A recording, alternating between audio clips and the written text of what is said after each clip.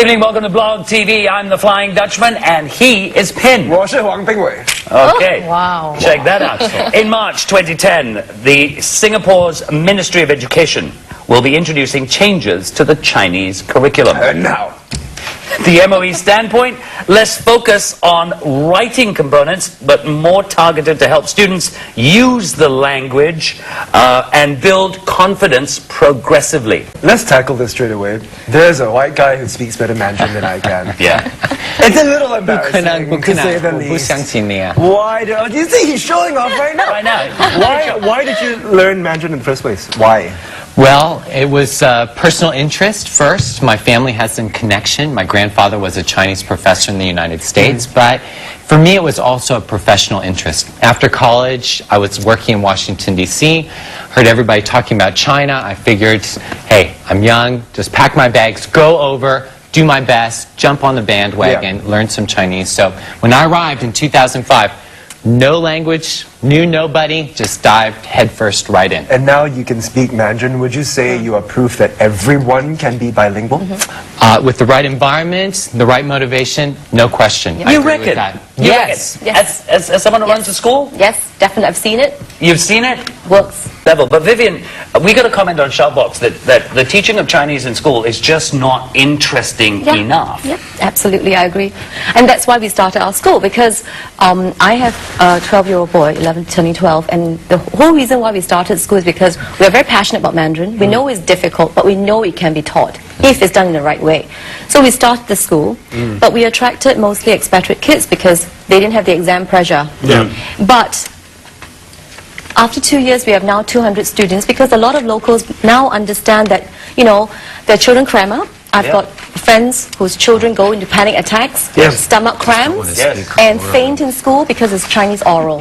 You know, why does that have to happen? They need to have a good childhood. But this is Mandarin- also, I mean, you're coming from a primary education level, No, right? no. I mean, well, for children. Yeah, for children and adults you come as from well. a, you know, I threw myself into Beijing that's and right, learned adult that. more. Do you still think in English and translate into Mandarin in your head? Do you do To that? some extent, yes, but honestly, because my verbal communication at the simple level is pretty smooth after having lived there for 3 years, it's not really translating in my mind. But more complicating things, yes. Yes. I need to ask you, do you think your children should go away as well? Like Ephraim did? I was just telling Arthur, I think it would be a really good idea for the kid to be sent just for a week. You know, just to go to a local school in China, to have some kind of exchange program. And when they're immersed in an environment like that, they just have Just a no taste choice. of it, No right? Would choice. you go to China now to learn Now or Mandarin? when I was in school? No, now. Now. You have this inability to handle Mandarin other than truly basic. 我不懂你在做什么。 And very- 说什么？ You see, even that went wrong. And Happy New Year to you too. Yeah. But yeah, would you want to go to China now? To learn Mandarin? Mandarin, yeah. Absolutely Immerse not. yourself. No. Why? Because I have no interest in doing that. What killed your interest?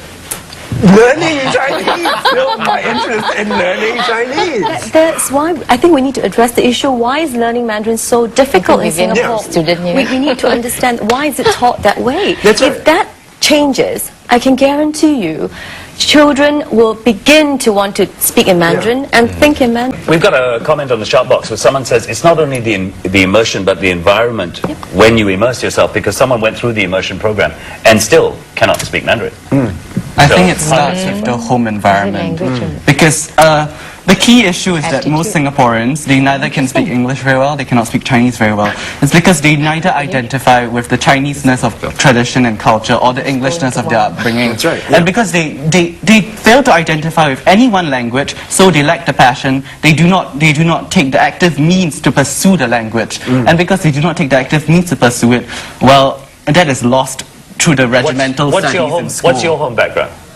We're English speaking. English speaking. But you're linking language so strongly to passion and culture. Well, I do link language to culture. But I mean, can't it's we part deal of with it? identity. Can't we It deal with it as is, yes. communication though, and it is necessary to you communicate? need to understand the culture in order to understand how to use the language. I don't think you need to know where Am I pasta so? came What? from to speak Do you Italian. think so? I think being in Beijing, I definitely had helped to understand the culture. I was doing both at the same time.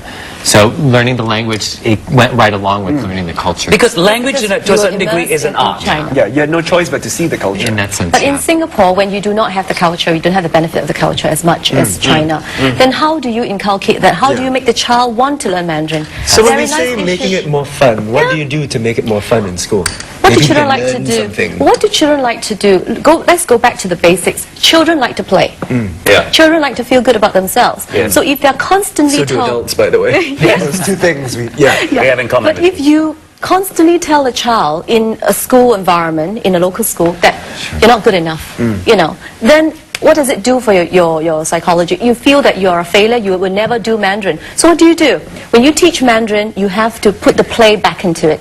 Make it fun. So what do? You come up with games that they're familiar with for the younger ones. So, you know, 大风吹, which is like musical chess. You play that. Everybody I plays thought that was a song by But- Teresa Ting. Yeah, sounded like it. but what you do is you play the same game, but you make the children, if they want to play that game, they have to speak in Mandarin. And when they are excited playing a game, what do? They speak, and they don't even know they're speaking a different language. Yeah. So, I want to go back to that teacher point Which that you point? brought up, Yeah. where we've got one of our producers here. I don't know whether you know this story. She was studying Mandarin in school, Okay. and she was under so much pressure that she used to stammer. Every time she had to get up and read something, she would stammer. And Because the teacher would make fun of her in the front of the class. teacher would make fun of her. that's the part. Right. You make a person feel small. And because of all this, she then sits for an exam, gets B3, and is told, you got B3, you've got to drop higher Mandarin. Yeah, because you're not good enough. You know, the teaching system's wrong. Yeah. But isn't that why they're wanting to change it? They implemented these changes recently, trying to make it more orally based, more of these More kind of practical. Yeah. Emily recognizes the I problem. think that the ministry has to make a decision on what they want to do. I feel very strongly about this. The higher Chinese is good for people who are competent and who have the interest. Okay, keep that. But for the normal Chinese, and I've spoken to so many parents, so many children, they cram up. Why? Because even the normal Chinese is so difficult. Yeah. Because a lot of emphasis is placed on writing, Sure. So recognition we're of sort of characters. basically running out of time. So we're saying, make it more fun, take the pressure off, immerse, get some culture into it, and Conversational. we might actually And once get you're somewhere. once you're comfortable speaking the language, let the child decide when he gets to a teenage level.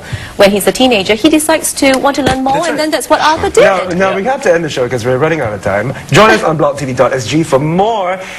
Ephraim here is going to teach me a Chinese poem. Now that alone is reason enough to stay on the show. in. Pin's going to learn a Chinese poem. I am going to try very to hard. remain on my seat and not roll on the floor as this happens. In the meantime, we'll see you guys next week. Take care. Bye-bye.